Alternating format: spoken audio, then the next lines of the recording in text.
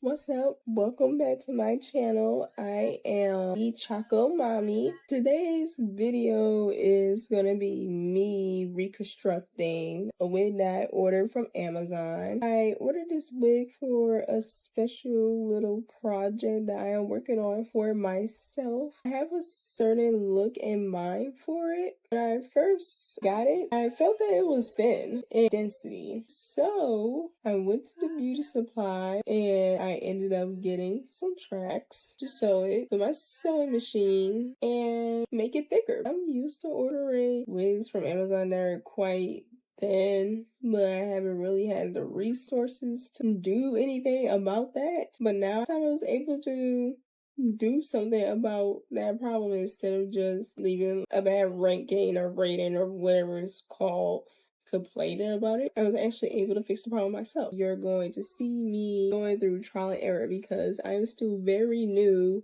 to this machine. So I've had a time. I've had a time with this whole little experience, to say the least.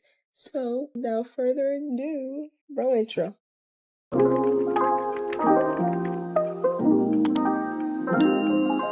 So this is the wig before I do anything to it. You can see it's very thin and it doesn't have a whole lot of density. These are the tracks I'm going to be using. I picked it up from my local beauty supply store. I knew I would only need one pack, so I tried to make sure it was as close to the color of the wig as possible. I'm going to be taking a track and sewing it in between the pre-existing tracks that are already on this wig just to try and fill it up as much as I feel is needed.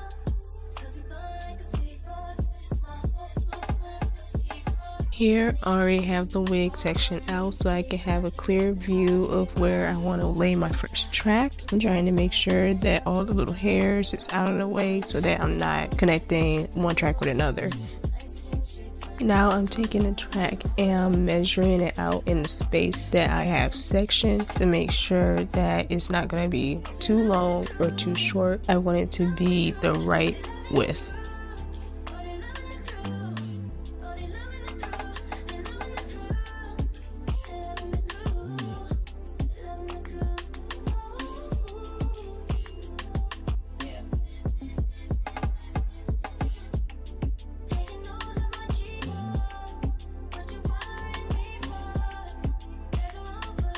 I have my measurements and now I am going to take a pair of hair shears that I have and just cut it at the end point.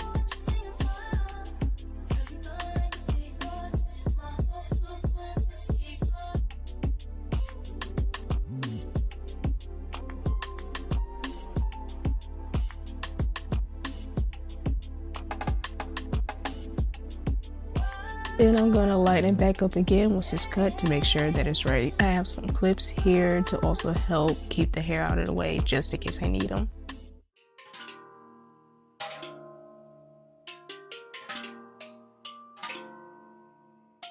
Here with the clips, you can see that my hair is completely clear and now I'm ready to sew. This part was a bit difficult for me, trying to get the wig under the needle of the sewing machine. This is my first time doing this, so I wasn't really sure how to go about it, but I was able to figure it out as best as I could.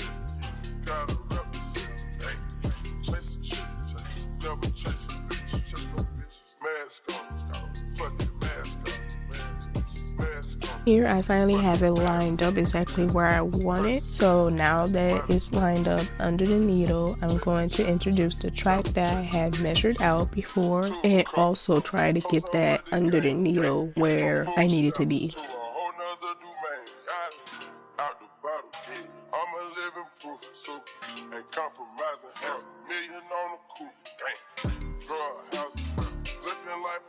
I feel confident with the placement of the track to put the foot down to the needle to hold it steady, and now I'm going to be sewing that track down as evenly as I can.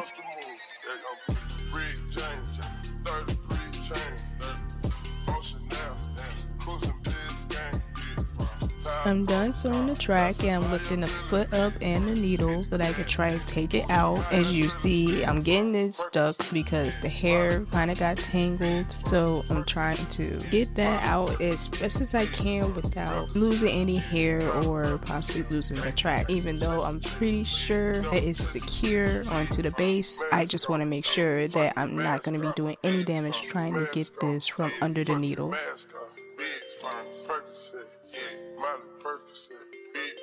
Chase a chick, never chase a bitch. Chase no bitch. Photo made me. I drive anything. Buy my range, make them go insane.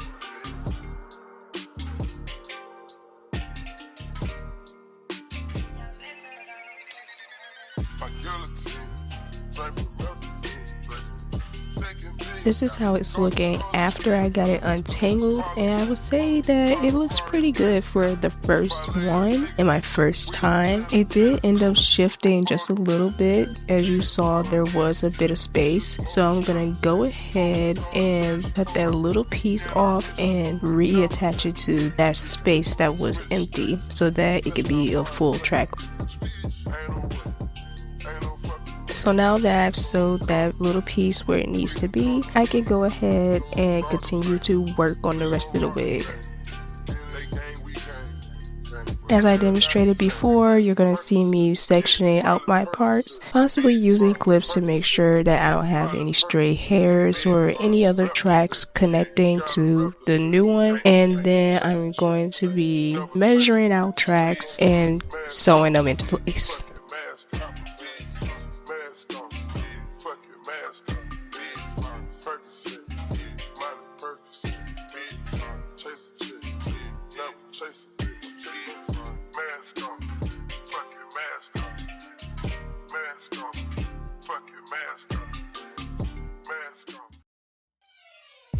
Right here you see that it's snagged. So what ended up happening with this was I did not realize that the combs that were already embedded inside of the wig were going to be a problem. So that's a piece of my needle that broke off. And this actually happened twice because I thought, oh, once I remove one,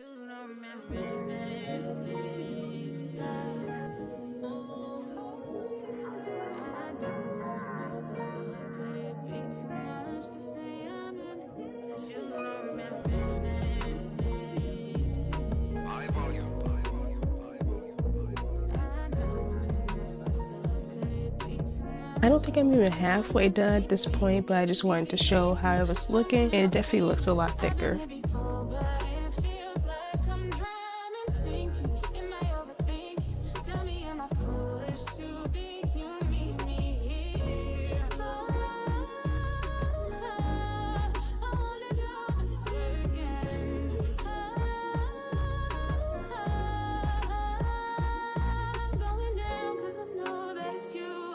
Here I started working towards the front, which afterwards I realized I should have left the front alone, but you know, trial and error, reball, all that stuff.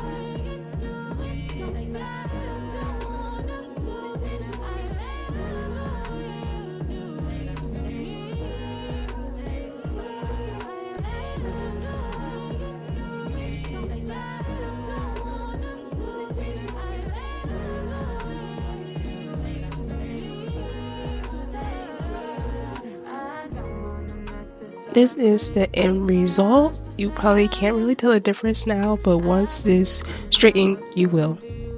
So I tried on the wig and it has a very nice density to it now. It was very thin when I purchased it from Amazon.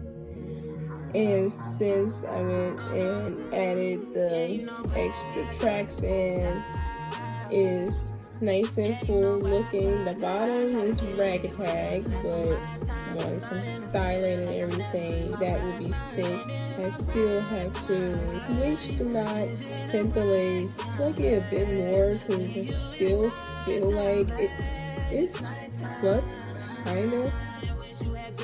You can even see that it's plucked, kinda, but I feel like it could be plucked just a little bit more, and about my hair, we're not gonna do that. We're gonna mind our own business. I am in between reties. And when I'm in between reties, my hair looks like this. I just let it do its own thing. I wash it and I moisturize it and whatever. Not too much. But yeah, I really like the thickness now. I trimmed up the bottom a little bit, but obviously I'm not gonna go too crazy. I don't want to do any blunt cuts, so I just kind of took the scissors and did vertical cuts. Yeah, so the next step is bleaching and not send all that. So 2 weeks later. Yeah, I did not mean to come back 2 weeks later. Life was life and yeah, it got the best of me. This is what the lace is looking like before I put bleach or tinting or anything on it. I'm going to give you a quick run through of my materials. 20 volume developer, BW bleach, nitro gloves, applicator brush and bowl, purple shampoo and conditioner, dark brown lace tint by Even, dark brown wig concealer by Even as well, a wand curler, pressing comb, small flat iron, Dr. hair dryer brush. Now I am applying my nitro gloves because you don't want to get bleach on your hands. I am adding in the bleach to the bowl. I'm only adding in a little bit. Really, for this part, you should be wearing a mask because the smell is strong. I'm adding in a little bit in my developer and I'm going to mix it. Gonna add a little bit more developer so that it can get a big texture but it's not too runny. So this is what it looks like. And now I'm gonna apply it to the lace. I'm just turning it inside out and I'm just gonna try and apply one thick layer. I might go back in if I feel like I need to.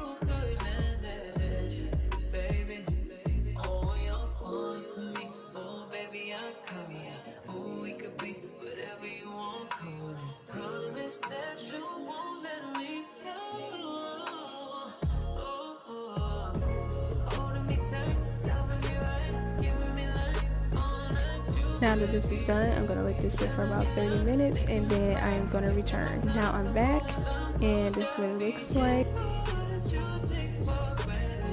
Now I'm going to use my purple shampoo and my purple conditioner to tint it and I'll be back. 5 minutes later. The bleach has been washed off and you can see a little bit of a difference. It has a bit of a tint to it that looks more like natural scalp and that's exactly what I was going for.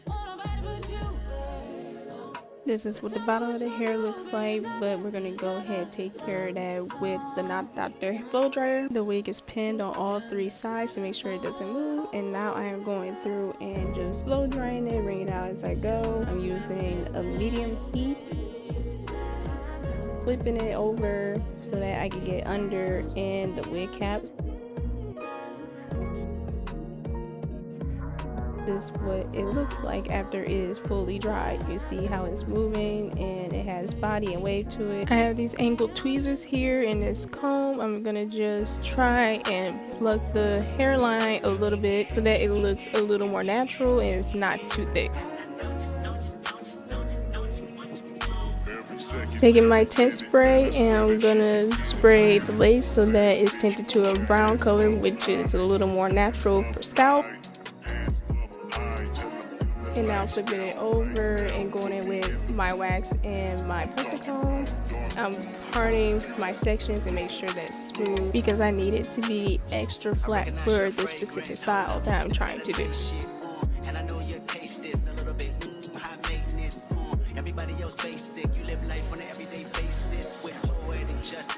Tying off the back so that it's out of the way. Now I'm working on the front, taking out the baby hairs, and I'm gonna go ahead and pre-curl those so that they're already done and I don't have to come back and worry about them later. When I put the wig on, I can just lay it down.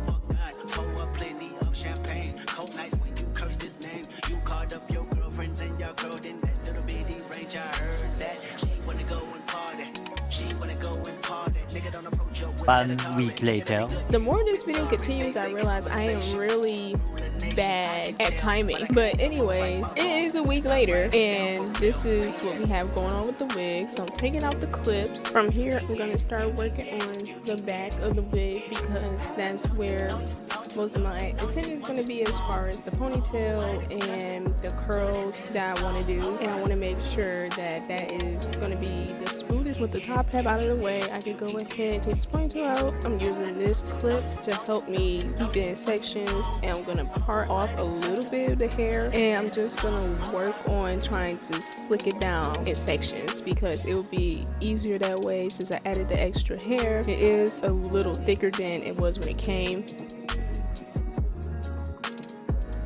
I'm gonna pin this to the wig head with the T-pin so that I'm not losing it while I'm combing upwards and trying to put it in the ponytail. Now that it's secure, I'm letting the hair down. We're gonna go ahead and section out the curls that I want. Later on, I realized that hair was too long for what exactly I was going for. I should have cut it, but here we are. Using my wax stick to go ahead and start trying to smooth this down as much as I can because I want the ponytail to be raised as much as it can.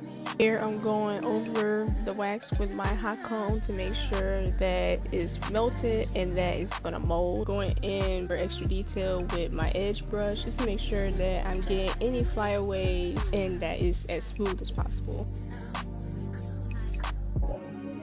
Again, I'm trying to do this in sections so that I can get it as smooth as I possibly can. You're gonna see me go over this multiple times because I am a perfectionist when it comes to certain things, especially when it comes to my hair if I can help it. So you're seeing that I did split it in half so that I could work and make sure that it's as even as it could possibly be.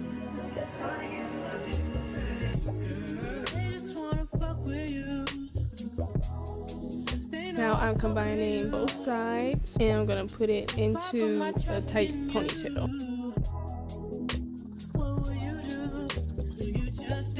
Here with the ponytail, I'm just gonna keep slicking it to make sure that it's as smooth as it be. Go over it with my pressing comb, redo the ponytail.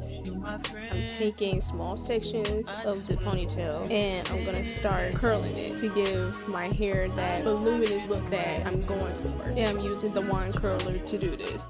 You probably could use a flat iron too, depending on the size of it, but for me, I only have the small pink flat iron and bigger flat iron that's black, and I feel like it wouldn't have gotten the type of curl that I wanted. Now I'm curling the back, and again, I probably should have cut it so that it looked a little better than it did because that part was just too long for what I was trying to do.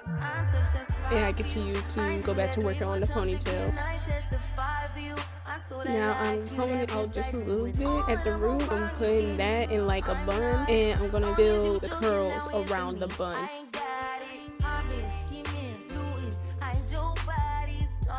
Now I'm just brushing it up a little bit so that it looks more uniform. On these curls, a month of working on this wig, it is finally done. Thank you for watching. Be sure to like, comment, and subscribe, and I'll catch you in the next one.